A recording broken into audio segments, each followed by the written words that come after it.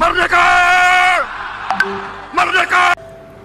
Kalau orang yang paling ikhlas kepada rakyat Indonesia itu Prabowo.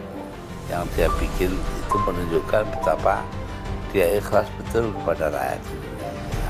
Selain ramalan Gus Dur tentang Bapak Prabowo yang akan menjadi Presiden Indonesia di usia tuanya yang benar-benar sudah terbukti dan membuat para pemimpin negara-negara di dunia merasa sangat heran dengan kehebatan ramalan Gus Dur tersebut. Ada satu ramalan Gus Dur yang itu sangat berkaitan dengan kepemimpinan Bapak Prabowo di saat menjabat sebagai Presiden Indonesia, yaitu tentang apa yang pernah disampaikan oleh Gus Dur secara langsung di sebuah acara di salah satu stasiun televisi, bahwa Pak Prabowo itu adalah sosok yang paling ikhlas berjuang demi Indonesia.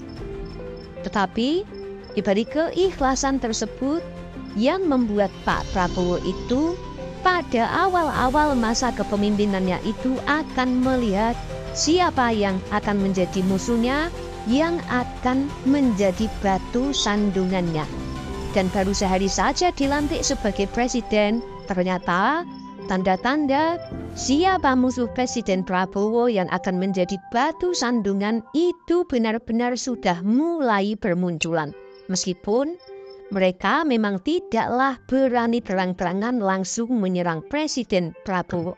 Dan hal itu ternyata adalah bagian yang menjadi tanda-tanda awal kebangkitan Indonesia yang sudah diprediksi oleh para peramal dunia, juga ramalan yang tertulis pada serat-serat ramalan seperti contoh di serat Kalatida maupun serat Sabda Tama yang ditulis oleh tokoh pujangga Jawa pungkasan, yaitu Raden Ronggowarsito, yang menyebutkan kondisi masa depan bumi Nusantara yang berkaitan dengan keadaan-keadaan yang terjadi pada zaman Kalasuba, yang kebetulan gerbang awalnya adalah tahun 2025 dan kebetulan itu bertepatan Indonesia mempunyai pemimpin baru, yaitu Bapak Prabowo Subianto.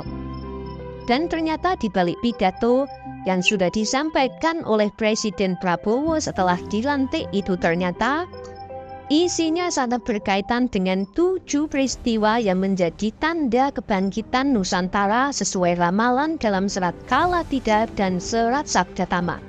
Dan munculnya satu peristiwa aneh setelah sehari Presiden Prabowo dilantik yang akan kami sampaikan pada akhir video.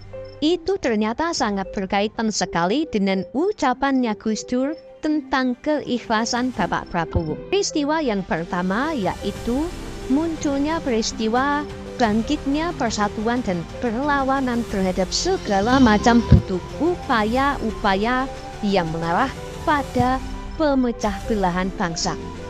Ini adalah salah satu isi pidato yang disampaikan oleh Presiden Prabowo. Dan jika ini benar-benar diperjuangkan dan diwujudkannya, maka ini adalah bagian dari tanda kebangkitan Indonesia memasuki masa kejayaan, seperti yang sudah diramalkan para peramal dunia dan ramalan yang tertulis pada serat Kalatida dan serat Sabda Tama. Kedua, munculnya peristiwa bangkitnya sikap kerukunan, toleransi dan perlawanan terhadap segala bentuk adu domba demi mewujudkan bangsa yang damai. Ini pun bagian dari isi pidato Bapak Prabowo yang sebenarnya jika benar diperjuangkan dan diwujudkan, jika bangsa ini bisa rukun dan bersatu melawan segala macam bentuk adu domba sesama anak bangsa, maka akan menjadi pertanda datangnya masa kejayaan.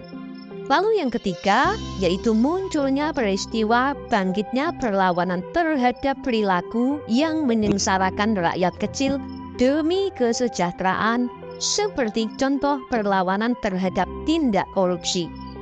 Ini termasuk isi pidato yang juga disampaikan oleh Presiden Prabowo setelah dilantik dengan nada suara yang berapi-api sebagai bentuk ajakan terhadap para pemimpin-pemimpin agar bisa mengabdi kepada rakyatnya. bukanlah mengabdi demi kepentingan pribadi, demi kerabat, demi golongan, bahkan juga hanya demi pimpinannya.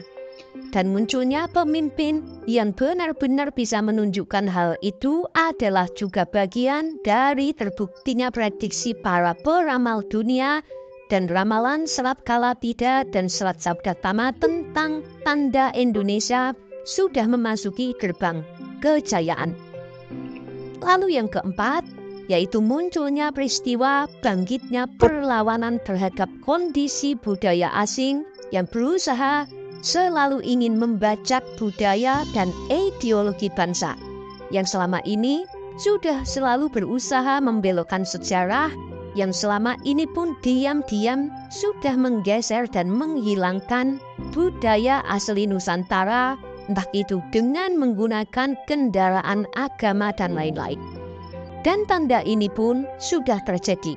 Salah satunya adalah sikap politik Bapak Prabowo yang tidak mau menggunakan politik agama dan gaya politik yang tidak sesuai dengan budaya Indonesia, yaitu politik yang selalu menggunakan caci maki, hujatan, dan menjelek-jelekkan lawan. Yang kelima, yaitu munculnya peristiwa bangkitnya kemandirian dalam bidang pangan atau bidang pertanian. Ini adalah salah satu isi pidato Bapak Prabowo yang juga ingin diwujudkan dan harus diperjuangkan demi mensejahterakan rakyat Indonesia. Dan sebenarnya itu juga bagian dari pertanda awal masa kejayaan bumi Nusantara. Lalu yang keenam, munculnya peristiwa bangkitnya kemandirian dalam bidang pengelolaan sumber daya alam dan teknologi. Ini adalah tekad yang sudah disampaikan oleh Bapak Prabowo yang fondasinya sebenarnya sudah dibangun dan disiapkan pada era Presiden Jokowi. Meskipun hal itu harus melewati perjuangan berat melawan kebijakan-kebijakan maupun ancaman-ancaman dari negara asing yang merugikan Indonesia. Lalu yang ketujuh, yaitu munculnya tokoh-tokoh yang bersukaria setelah Bapak Jokowi lengser atau tidak lagi menjabat.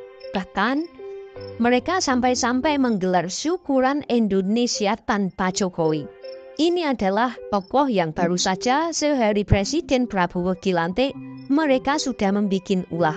Dan tokoh tersebutlah yang selama ini selalu memusuhi Jokowi, dan sebenarnya tokoh tersebut juga mereka diam-diam pernah berbuat jahat kepada Presiden Gus Dur. Dan mereka adalah tokoh-tokoh yang gerombolannya akan selalu berpura-pura baik terhadap Presiden Prabowo, tetapi akan menjadi musuh yang menjadi batu sandungan kepemimpinannya Presiden Prabowo.